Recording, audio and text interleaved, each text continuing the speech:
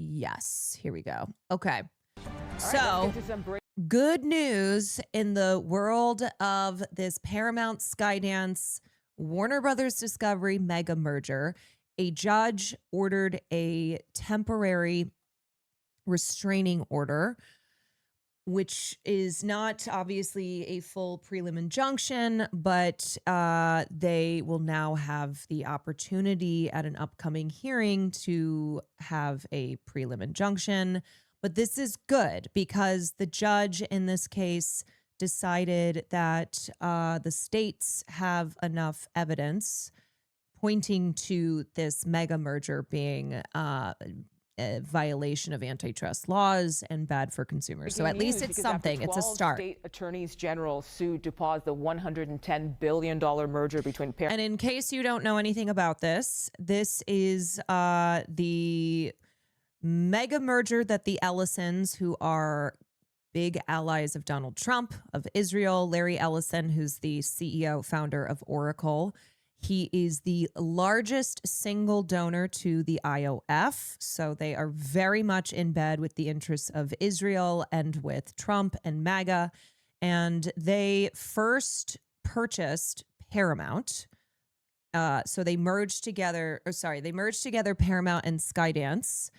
And then they sought to purchase Warner Brothers Discovery and were able to wrestle that away from Netflix.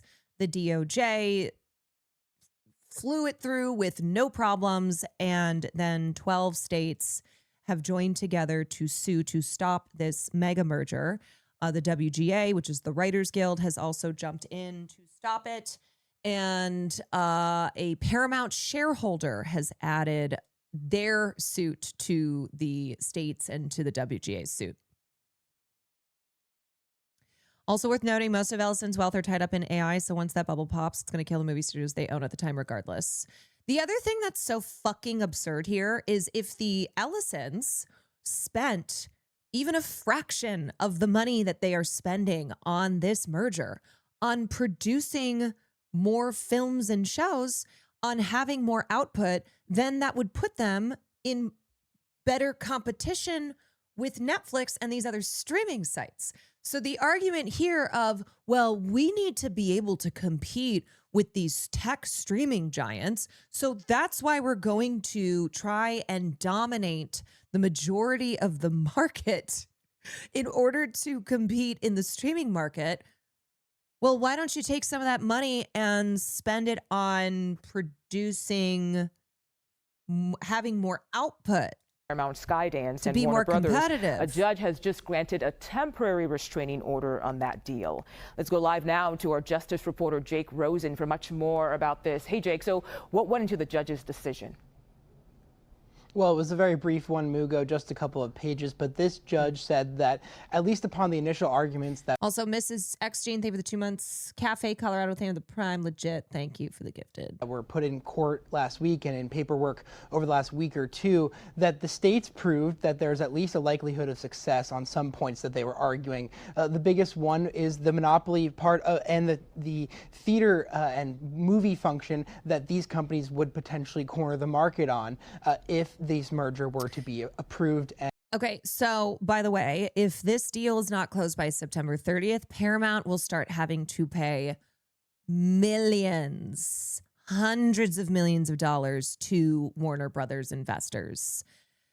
That is why they are trying to rush this through. And the TRO, which will hopefully be then a prelim injunction, would not allow the deal to go through until they get through the trial. So that is the purpose here in stalling, in trying to block this merger, in not allowing the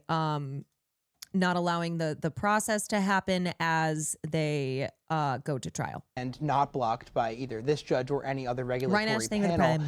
This judge said that just based on evidence, it would be about 27% of the theater and movie market in the United States would be cornered by whatever the resulting company is as a result of this Paramount and Warner Brothers merger. She says that in and of itself is enough evidence to go on for this temporary pause. We should emphasize this is only going to be for 14 days. There'll be a hearing in early August to decide the next steps of this. The states are likely to pursue a preliminary injunction, which would likely go on for 60 or 90 days, or as the case gets litigated out. But this certainly puts a pause on what was likely to happen tonight at 12:01 if the judge did nothing, which would be that potential. What's the over under?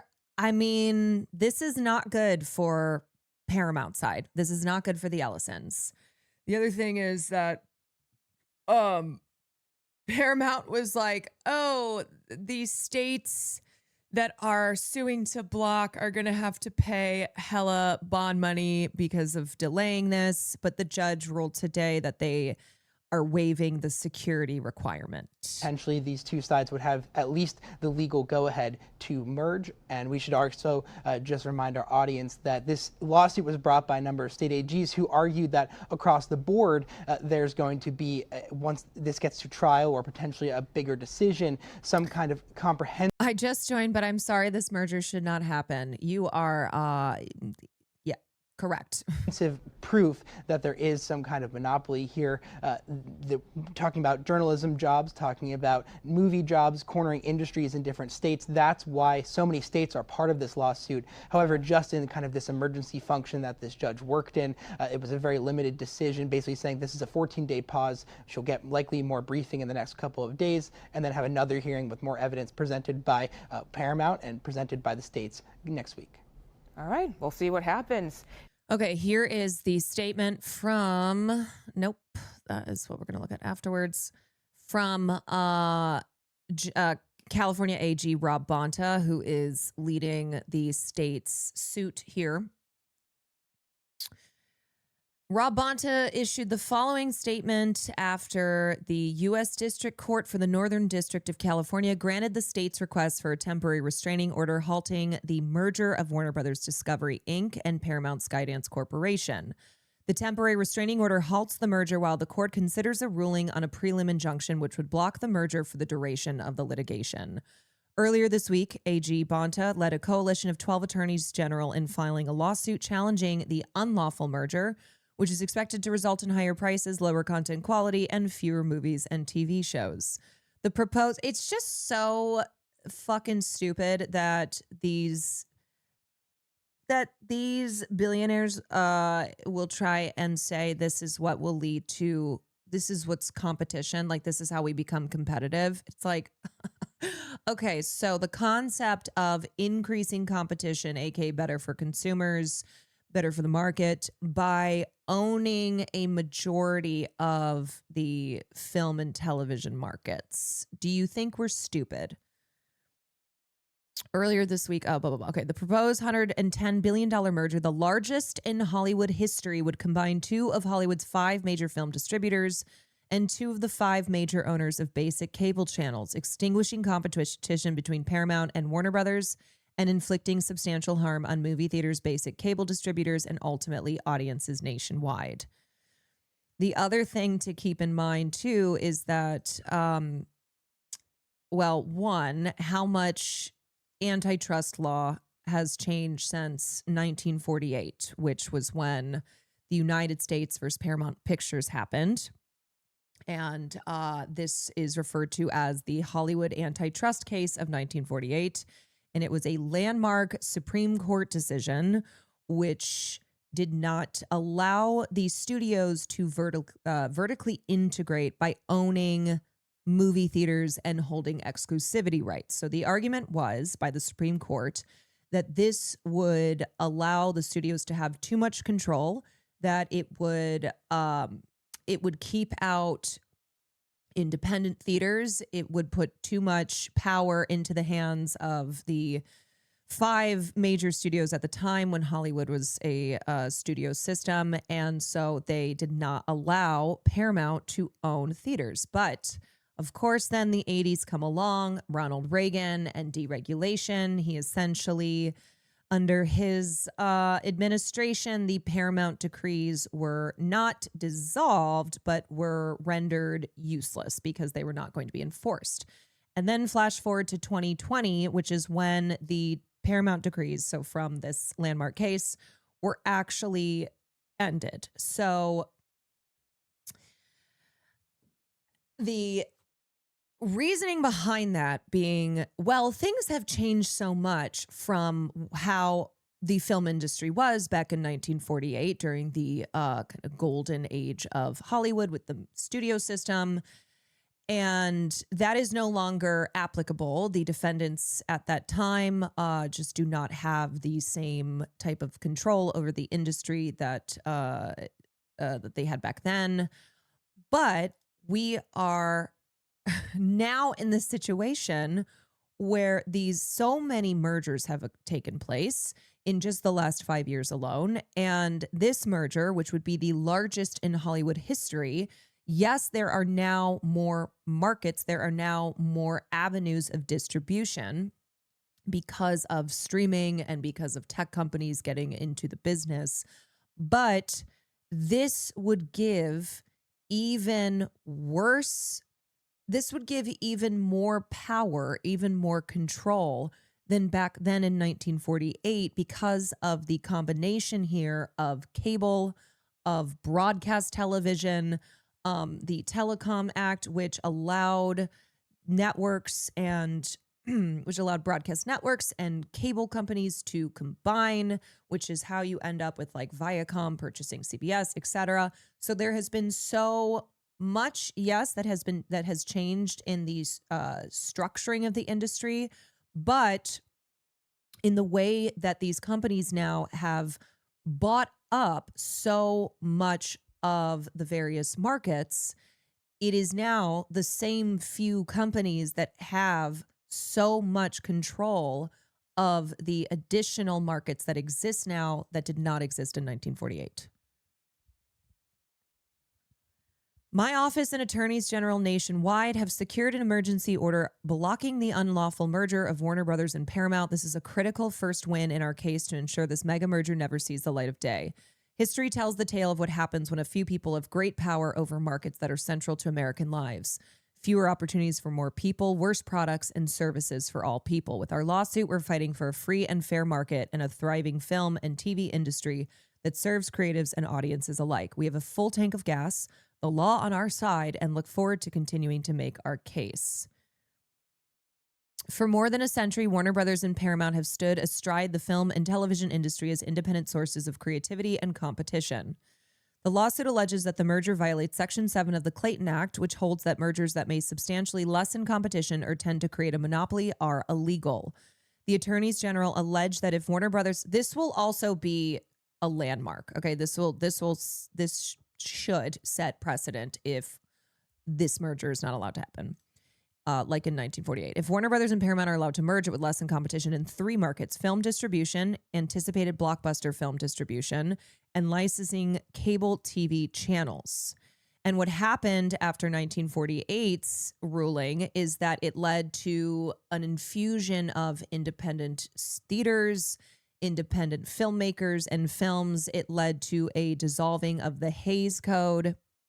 The Hays Code, which dictated very repressive standards and what was allowed and not allowed to be on, to be televised.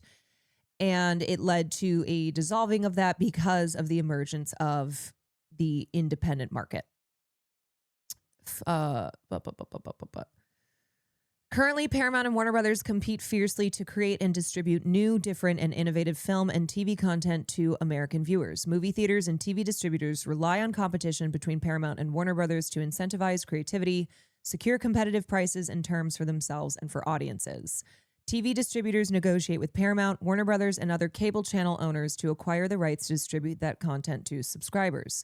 Alternatives are essential in these negotiations, as is the leverage that each entertainment company provides to TV distributors and movie theaters. For example, if Paramount insists on onerous financial terms, its negotiating partner can gain leverage by turning to Warner Brothers and vice versa. Paramount's proposed acquisition of Warner Brothers will end this competition, threatening viewers with higher prices, the decline of theatrical exhibition of films, and a reduction in the variety, quality, and amount of content distributed. Supreme Court few left out there, or maybe the only ones that left out there who speaks his mind. And he does media and technology, particularly media. And This might be a really dumb question, but why doesn't the industry unionize and create a co-op streaming service? So there are unions in the entertainment industry, the largest being that of SAG-AFTRA, which is the actors. Actually, sorry, for above the line, it's SAG-AFTRA, and then below the line, it's IATSE. So there are unions, but there's not like one general union. And then as far as creating a co-op streaming service, like that would require funding. It's very expensive. And one of the reasons that these tech companies really changed the landscape is because they have so much capital. They have so much fucking money.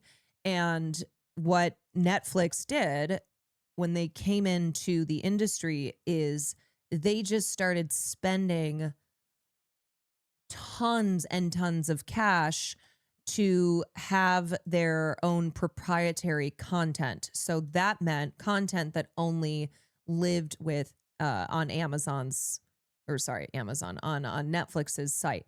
So then the studios, which do not have the same, they don't run the same as these tech companies do, they started to panic and were like, okay, we are losing to these streaming services. So then they started acquiring streaming services or starting their own. There have been then these mergers that have taken place. And that is what Paramount's argument is for why we deserve this merger with Warner Brothers Discovery. So it's not fair that Netflix is the #1 streaming service. And in order to compete in the streaming market, we need to be able to acquire Warner Brothers Discovery, which owns HBO and is a major studio via Warner Brothers. So give it to us. Yep, in an environment where the economic mode is so insane already, it's actually more efficient to seize and immediately nationalize them through state power rather than try to create a secondary option that's unlikely to gain traction. Yeah, I mean, there are a lot of streaming platforms that have emerged in the streaming wars that are now gone or have merged with other streaming platforms. So there are the ones that dominate, but there are so many other streaming services that have popped up because streaming became such a dominant part of the industry. Rich, Rich has been at Goldman Sachs. He's one of the founding members of Lightshed. And he's, I would say, the axe when it comes to Paramount, Skydance, and this merger with Warner Brothers Discovery. So I figured with a bunch of left-wing state attorney generals suing to break this up, R.I.P. Poob. who better guy to bring on? To Bring give us back his 2 Bring cents Poob. than Rich Greenfield. And Rich, I'm going to turn it over to you. What do you think of the suit? Is it existential to this deal? Well, it's funny, Charlie. Well, in terms of, let's start with the question of existential. It's only existential if a judge in Oakland decides to grant a preliminary injunction. A temporary restraining order, 14 days, 28 days, who cares? This thing will still close in August. What's going to matter is between now and the end of August, Yes. that judge is going to have to decide, this is a Biden appointee, is going to have to decide whether or not to grant a preliminary injunction that would stop closing until trial. And trial, I don't know. I mean, So the TRO is good. Like that is good for the state AG's lawsuit. But the most important win here will be the preliminary injunction. I would be surprised. Well, aside from the denial of Paramount Skydance's acquisition of Warner Brothers Discovery. Could happen before, 2027. And so you really slow. Caroline, thank you for your coverage of the possible block of the merger, but also genuinely thank you for talking to Arun about Indian politics for so long. I have to go to bed, but again, thank you for giving your time with Arun to discuss Indian politics. It was great. I'm so glad we got to have that convo. Down this transaction. We've obviously seen the Ellisons lawyering up and bringing on Paul Clement, who's a Supreme Court lawyer. And so you're like, wait a second, are they already thinking this is going all the way? Like, that could take a long time. And so I'm not saying scuttle, but the question is obviously all about time. Paramount is looking at this of we're fighting against Netflix. The only way we can compete with Netflix Yeah. is to buy Warner Brothers. The government's going, well, wait a second. There's this market called theatrical that Netflix doesn't really participate in. What happens in that theatrical market and how They're much like- power do you have? They're like, it doesn't matter because we need to compete with Netflix. So it's who cares that we would then have we would be the dominant power in theatrical distribution. It doesn't matter because Netflix, all right, this is where the competition needs to happen. There's the tentpole theatrical market, which I actually thought initially sounded like a stupid sort of subgenre. Right. But then I went through some of the case law, and there's actually a 1986 case from the circuit court in California that actually defined tentpole movies that was actually used in that Penguin. Remember when that Penguin transaction was blocked on antitrust grounds a few years ago? Yeah, and a tentpole. It used the same Just- tentpole books was actually a term they used. But just for our viewers that don't understand the nuances of media, tentpole, you would say that's blockbuster, right? Correct. Like the Odyssey this weekend, right? Like those types of films. But then the wild card, Charlie, that nobody was talking about. Like I followed this stock for forever. I followed this transaction from the very beginning. Nobody was talking about the government pushing back on cable network power. And so what they're basically saying is, hey, you're going to have 50 cable networks. That's going to give you a tremendous Jesus. amount of leverage to raise rates. It's sort of an age-old practice in the media world, right? Aggregate cable networks and then use your heft to raise rates. That's exactly what Tegna and Nexstar are trying to do by merging, having more market power to raise rates on distributors.